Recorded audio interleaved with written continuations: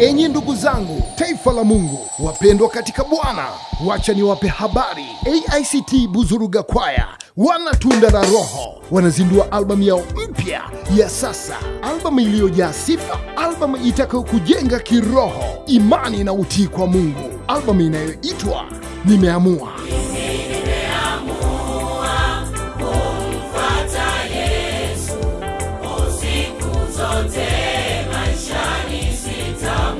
Tarehe ya uzinduzi ni Jumapili ya tarehe 6 mwezi wa 12 2015, pale pale katika viwanja vya kanisa la AICT Buzuruga Mwanza.